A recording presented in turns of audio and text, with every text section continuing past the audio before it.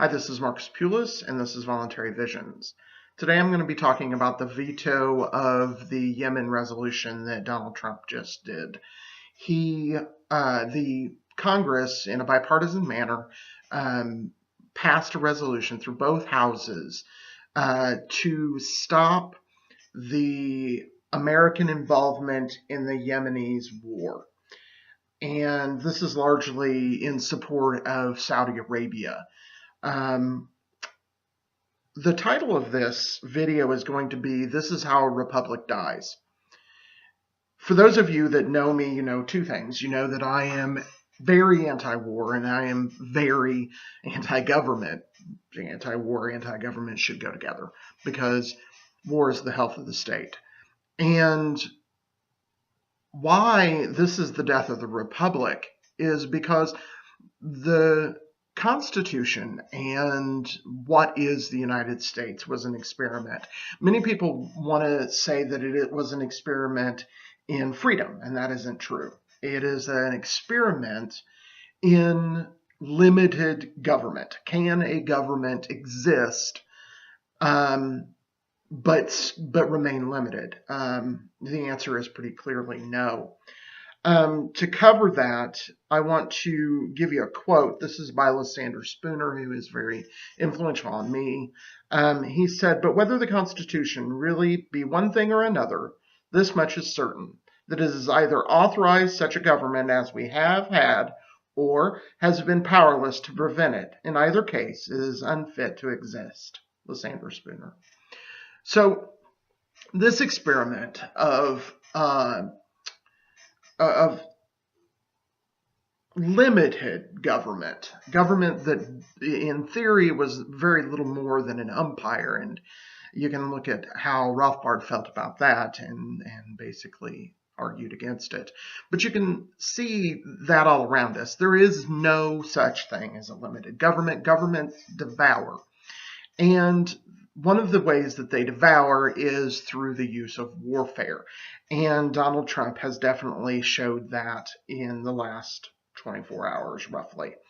And this is being filmed on April 17th, 2019. And he vetoed it yesterday on the 16th.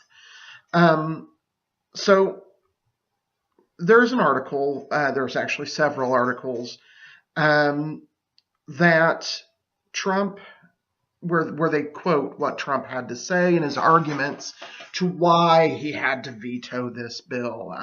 The link to the Politico article, which is largely a source for this, it will be in the notes in the bottom.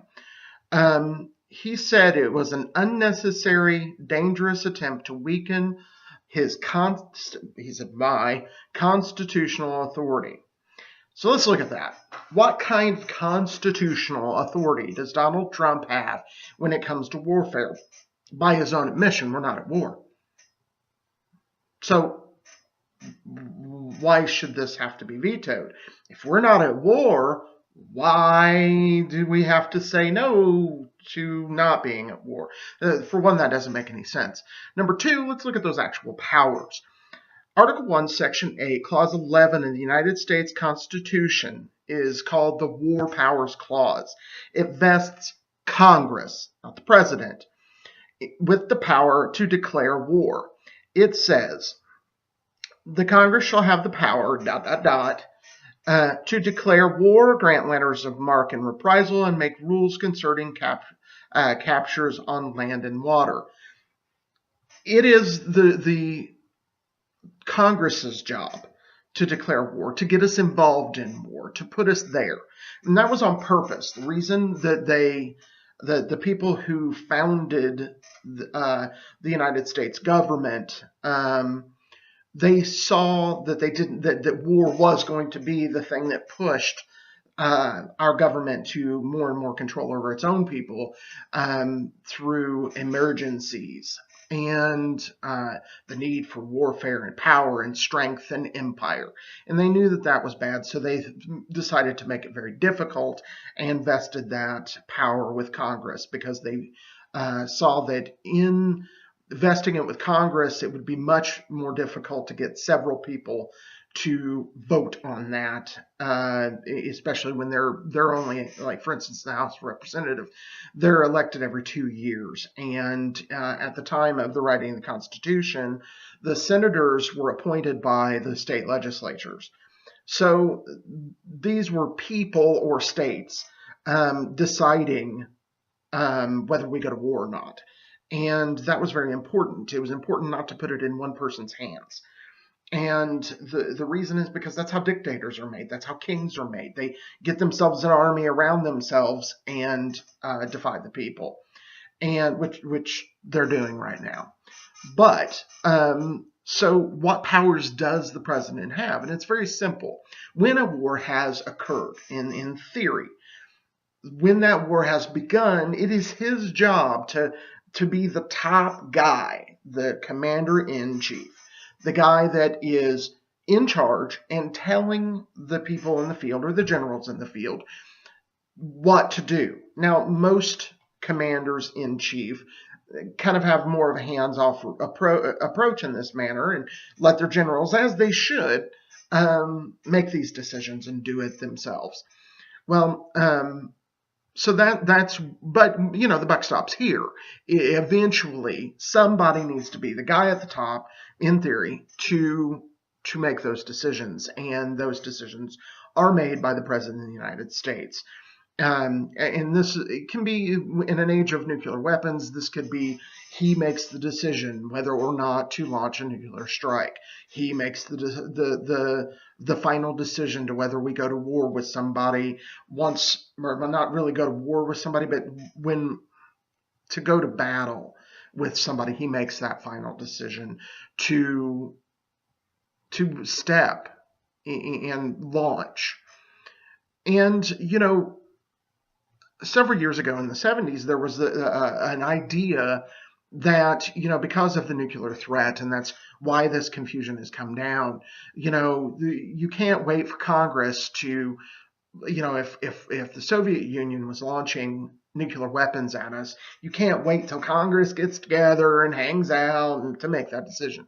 So they gave him some limited powers to retaliate in the moment, immediately. And I understand that. Disagree with the whole system. I think it's all bull. But if you're going to do it, that makes some sense. But of course, as with any other system of governance, they have taken it farther and further. You give them an inch, they will take a mile, and they have taken a mile.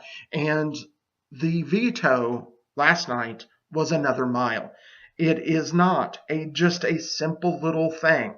It is not just, the president doing what he's supposed to do. He is breaking the law. He is breaking the law as set forth by the Constitution. This is not his job. And it is especially not his job. It is not his job because Congress is supposed to be doing this. And for Congress to have to send a memo over to him to say, we have a resolution that you need to stop attacking other people, is bull. It is just pure and simple lawlessness. And he knows that. And they all of these people know that's the case. So they shouldn't have had to send it, because we should not have been at war without the president's, or without the Congress's approval to begin with. Start there. But being that they said, okay, the American people have spoken, they are upset. And largely what they're upset about is it came out that in an article by Roll Call, the CIA, sorry, not Roll Call, this is Washington Post, said that the CIA concluded that the Saudi Crown Prince ordered Jamal Khashoggi's assassination. The American people went, oh my God, one of our allies is just killing folks all over the place. And there was a backlash, and Congress saw that backlash, and they saw that Saudi Arabia is off killing people, killing children, using our bombs, our money to kill innocent men and women across the sea in a country that cannot get here. So that's the reason that Congress acted. And the president said, never mind, no, my military, my war. These are my powers. This is what I do. He's acting like a flippin' dictator, and because that's what he is. So just to compare, because I brought up the idea of that we, what we're facing in Yemen, just to give you an idea of because we are just bombing children. Just to be clear, it was proven that the weapon used to attack a school bus by a Saudi rocket launcher was an American weapon that we sold them. So what are we fighting? Well, it's pretty simple. Up until 2015, the Yemeni people had a good old air force. Now they don't have one. We've bombed it into extinction. Between the U.S. government and the Saudi government, they do not have an air force. Yeah, sure, somebody might have a jet stashed away into a corner somewhere, but they don't have an air force at all. None. Zero. Zilch. Of any speak. So they don't have an air force. The Yemeni Navy has a total of 31 ships, only 10 of which are high speed. And by the way, links to all this is down in the bottom. And so a total of 31 ships, 10 which are high speed, none of which, not a single one, is a long distance boat. Most of these are for fighting Somali pirates. They're for short, that basically would be used by somebody like our Coast Guard to go out. That's our entire Navy, 31 ships, entire Navy. So when I initially started railing against this issue, somebody came out and they said, well, we got to protect our homeland, and we better to fight them over there than to fight them over here. They aren't coming over here. They don't have an air force. They do not have a navy to speak of. 31 ships that cannot get here, will not get here. On top of that, the total Yemeni military is 66,700 people, including, and I quote, child soldiers. That's from 2014. Child soldiers, including child soldiers. So we're fighting kids because they don't have a functioning army. They don't have an army that we are going to have any problem just decimating. Just decimating. This is not Iraq. This is not a functional army with lots of weapons and all kinds of stuff. They don't have that. 66,700 people, including child soldiers. So let's compare. I went looking to see how many jets we had, how big our Air Force is. And I could rattle off some numbers. I couldn't get I had to add them all up, and I didn't want to spend the time to do that, being that just F-16s. Now, keep in mind, we have several different kinds of aircrafts, but just F-16s, we have 791 to 0. 791 to 0. 791. Now, I wonder who's going to win. 791 to 0. So our Navy comprises 490 ships, many of which are aircraft carriers, cruisers, designed to go long distances. 490 versus, what was it again? Oh yeah, 31. And most of theirs are little boats, mine skimmers and stuff. No competition, none.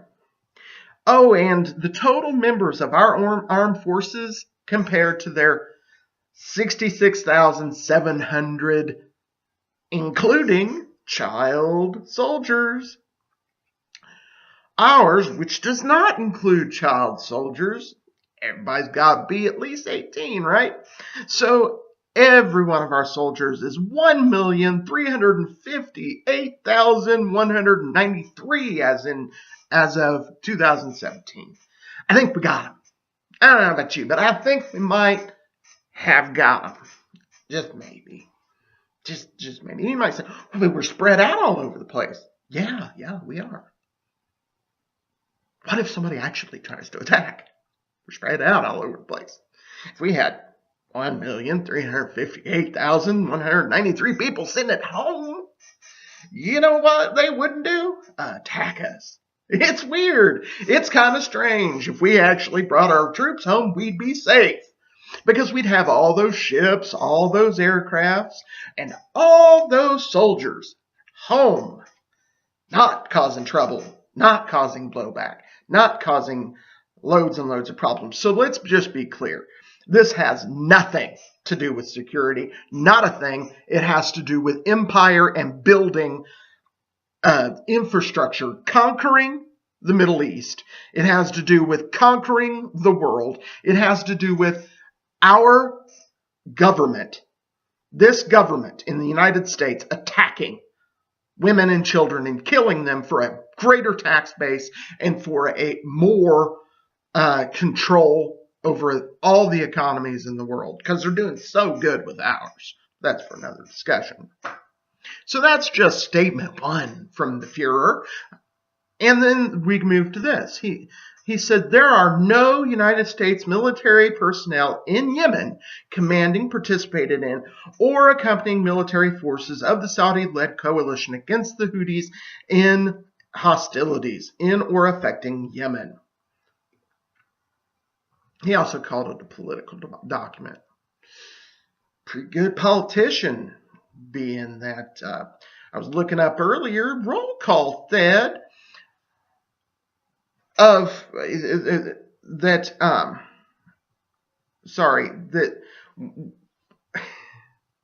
this is all bull.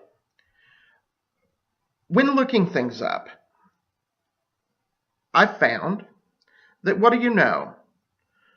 According to the New York Times, of all places, look, it's not just a little paper. It's not just a little paper. So, yes, we do. No, they said, you know what? We have troops in Yemen. He's lying, as he always does. He's lying. We have troops in Yemen. Now, most of them are probably special forces, and they're training and directing and doing all those kinds of things, for sure. But we have troops in Yemen.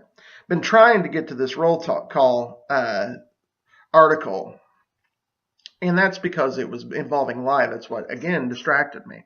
So there's that. The Trump administration, these are quotes from the Politico article. The Trump administration has said that backing the Saudi-led coalition is crucial in order to push back Iran's influence in the region, a key priority for the president, who said on Tuesday that war powers resolution would embolden Iran. Really? I didn't remember Iran attacking a bunch of people. I don't remember Iran coming over here and hitting Mexico or going after Canada. Hell, they're not even hitting Ecuador, They even left Brazil alone. I don't remember all that.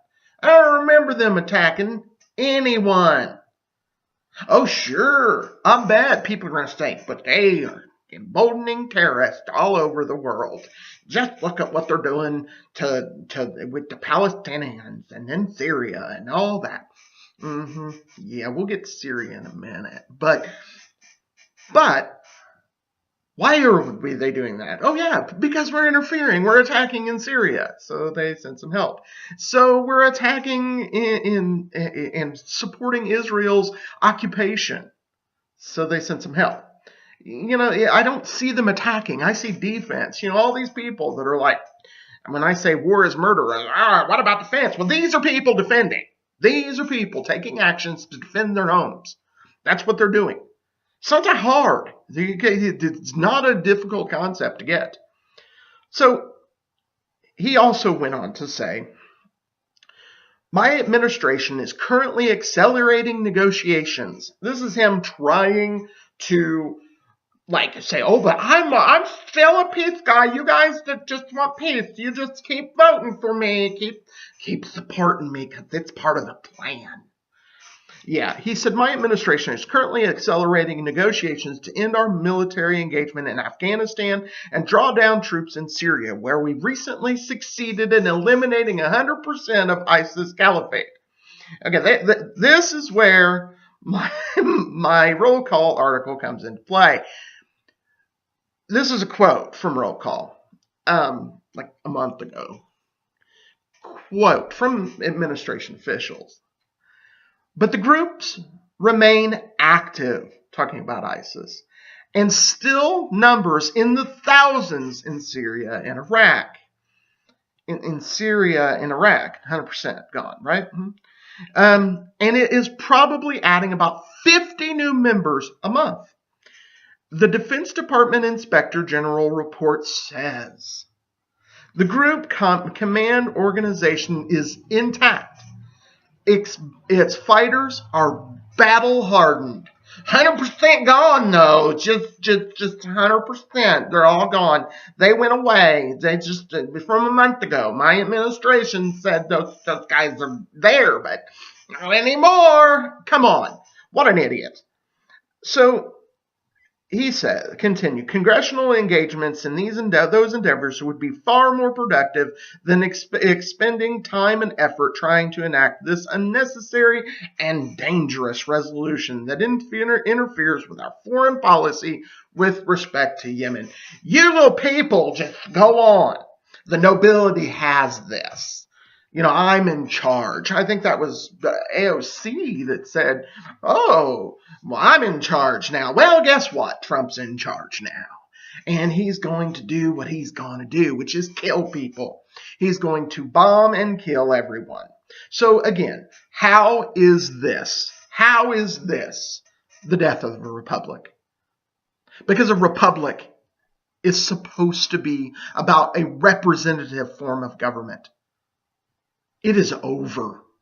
It is gone. Start playing the funeral music. We're ready to shut the casket. It's gone. It's dead. The republic has died and war has killed it. Stop with this nonsense that he has a plan. That's bull. He is a controlled tool of the military-industrial complex. There's nothing more to that than that. It is just obvious to anybody who wants to look. He is a liar who is constantly doing everything he can to expand empire for those powers that are controlling him. He is a tool and he is a puppet. Oh, but he isn't controlled by banks. Number one, I've already pointed out in other videos that is not true. But he is controlled by somebody. For sure. Our government is being ran by John Bolton right now. If you don't know who John Bolton is, he's a warmonger king.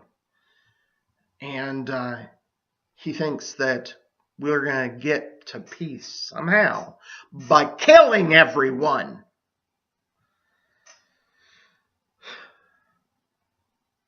Join me, others like me.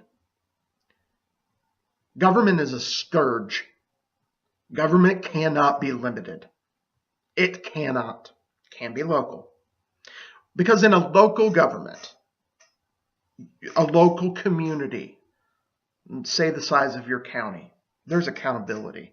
And there is a control over damage. They can't do a lot. Just like the people in Yemen can't get over here, we wouldn't be able to get over there. There's some kind of accountability. You find out where the money's going if your government is local. So I'm not entirely opposed to a government, if you want to call it that, if it is local. But this federal monstrosity that Patrick Henry warned us about a very long time ago, all of this he predicted, is, and I'll be covering him soon in Forgotten Freedom Fighters. He's great. But all of this monstrosity that is this huge, powerful, centralized government has got to end. And if it doesn't, they're going to wipe us out. This planet will stop existing, at least with life on it. Oh, Mother Nature might put the plants back. But if people want to continue living, stop war. It's always based on lies, just like now. It's always based on propaganda, just like now. They have destroyed what was a republic. It is gone. I don't know when it died, but I do know it's time to close the casket. It's time to put it to rest. The republic is dead. We have a dictatorship. It's a bureaucratic dictatorship because Donald Trump is nothing more than a tool of those who are in control. Hillary Clinton would have been just as bad. There is no difference between one party or another party. There are individuals that are great. I'm not saying that everybody who identifies themselves as a Republican and Democrat are bad people. I don't think in groups. I think in individuals. But the bottom line is this republic is gone. Mourn it. And then wake up tomorrow ready to move forward in freedom, peace. Now I have one further thought when talking about all of this. Today I spoke with a fellow anarchist online, and he urged violence. I do not. Governments control violence. There is no violent solution to what we're dealing with. There isn't. You can starve it, and that's what I suggest. You starve the beast. Stop paying taxes when you can. Get away from the system. Use Bitcoin. Grow your own food. Get to yourself. Get away from cities. They're just death pools. And I'm not talking about fearing people. I'm talking about thinking rationally. So, violence can't work. As much as it may seem like you want to hit back or you want to do that, it's not going to work. They have the weaponry. Yeah, they come after us. We have weaponry too. But they also have organization. We're never going to win violently. But what we can win with is compassion and love. What we can win with is convincing people that we're right because we are right. We're correct. Violence is not the answer. Compassion and love is. They don't know how to deal with that. Sure, they might shoot me, make a martyr out of me. Sure, they might shoot somebody else, make a martyr out of them too. Eventually, you run out of people to shoot. We have a choice to make going forward. Are we going to let this dream of a limited government that was the United States be in vain? Fall, die, to be replaced with yet again another form of monarchy, a dictatorship? Or are we going to use it as a stepping stone towards real freedom, away from centralized power, towards localization of power, towards freedom and recognition of natural rights? I have made my choice. I will stand and I will fight with my heart and with my mind and with my mouth and with this video for freedom. If you've liked this video, please like and share. There will be links down below to support what we're doing with Voluntary Visions. I suggest you buy a t-shirt. That way you have not only something that you gave money to help, but you also have something to wear around that looks cool. And I suggest you do that. All the links to the articles that I did here are below. Help me end war. We can do it. Stay free.